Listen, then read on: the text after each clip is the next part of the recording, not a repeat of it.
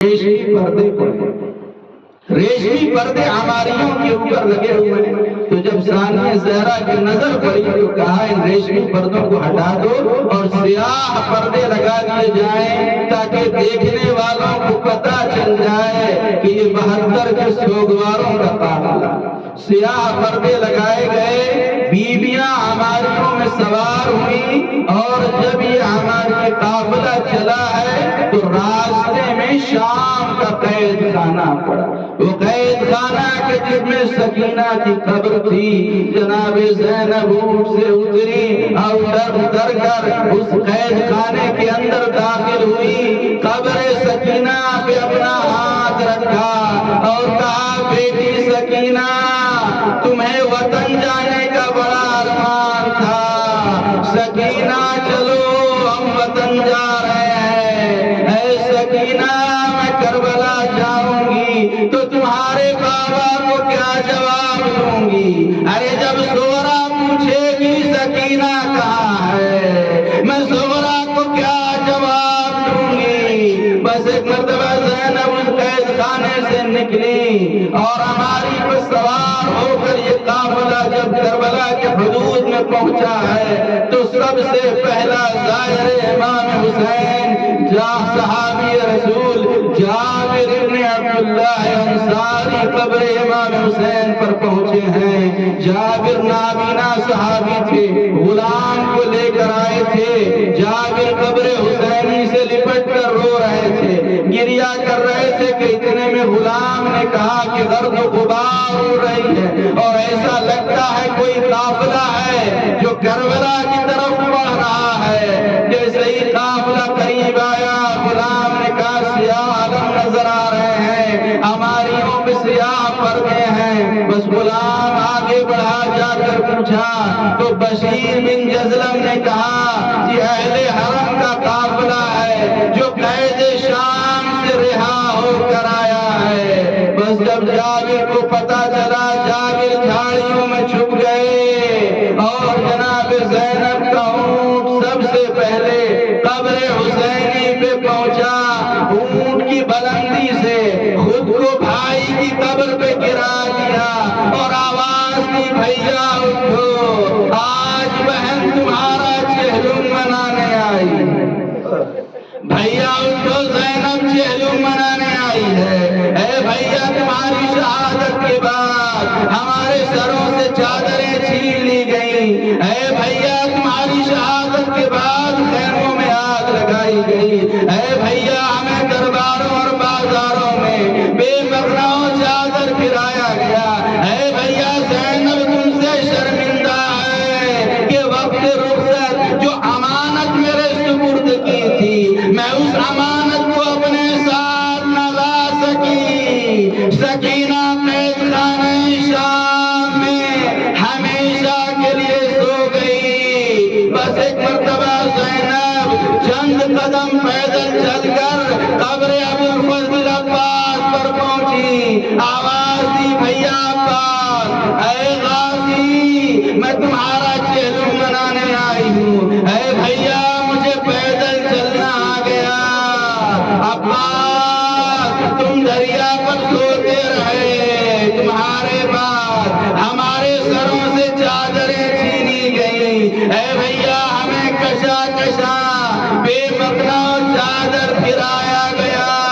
ہاں زاداران مظلوم کربلا، یہ 20 صفر کی تاریخ تھی، یہ چہلم کا دن تھا جب کربلا میں ساری بیویاں اپنے اپنے وارثوں کی قبروں پر پہنچ کر تڑپ رہی تھیں، بیویاں پچھاڑے کھا رہی تھیں، نوحہ و ماتم کی صدا دشت کربلا میں بلند تھی۔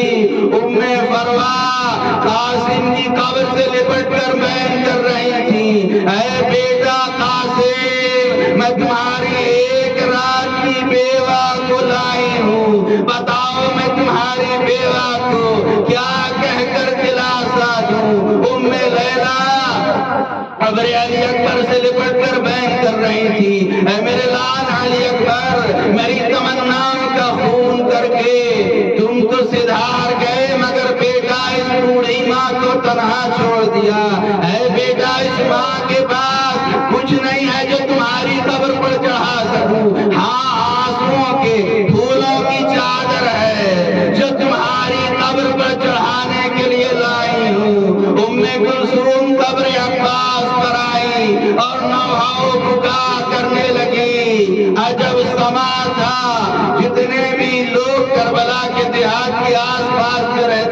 سب جمع ہو گئے. مردوں نے سید سجاد کو پرسا دیا اور جناب زینب ام کلثوم کو پرسا دیا. کربلا میں 3 دنوں تک ماتم ہوتا رہا. زینب اب ایک مرتبہ تیار ہوئی. اب قافلہ تیار ہوا کہ اب کربلا سے قافلہ مدینے کی طرف جائے. زینب بھائی کو الوداع کہہ چکی تھی لیکن دوبارہ بھائی کی قبر پر فرض محبت میں آئی کہ ایک مرتبہ پھر بھائی کی قبر کی زیارت کر لیں. بس جیسے ہی زینب قبر حسینی کے قریب آئی تو کیا دیکھا؟ ایک بی بی ہے جو قبر حسین سے لپٹی ہوئی نوحہ و ماتم کر رہی ہے. اب جو زینب نے دیکھا تو کیا دیکھا کہ میرا باپ حسین کی قبر سے لپٹی ہوئی بین کر رہی ہے. بس جیسے ہی زینب نے دیکھا قریب گئی، کہا بھابھی میرا باپ اب قافلہ مدینے جا رہا ہے، کیا مدینے نہ چلیے گا؟ رباب نے کہا اے شہزادی اس دکھیا کو ایک سوال کا جواب دے دیجئے. اے شہزادی بے شک آپ کے اون محمد مارے گئے لیکن مدینہ جائیے گا تو وارث کا سایہ مل جائے گا. لیکن اے شہزادی رباب مدینہ جا کے کیا کرے؟ میری گود بھی اجڑ گئی، میرا سہاگ بھی اجڑ گیا، میرا علی اصغر بھی شہید ہو گیا، میری سکینہ بھی قید خانہ شام میں مر گئی. اب میں مدینہ کس کے لیے جاؤں؟ میں مدینہ جا کر کیا کروں گی؟ بس جیسے ہی ثانیہ زہرا نے سنا دوڑی ہوئی سید سجاد کے پاس. سید سجاد میرا باپ مدینہ چلنے کے لیے تیار نہیں ہے. بس ایک مرتبہ سید سجاد ماں کے قریب آئے، کہا اماں مدینہ چلیے، اگر آپ مدینہ نہ گئی تو یہ مناسب نہ ہوگا تنہا یہاں رہنا. قافلہ مدینہ چل رہا ہے، آپ بھی مدینہ چلیے.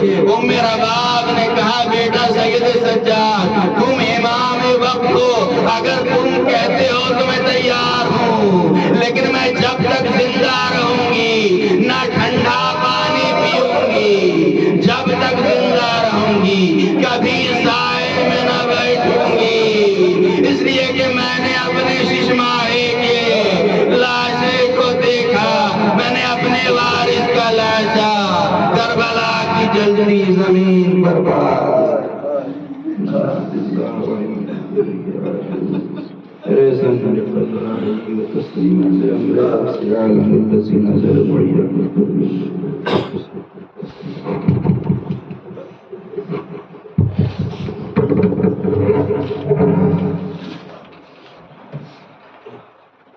یا حسین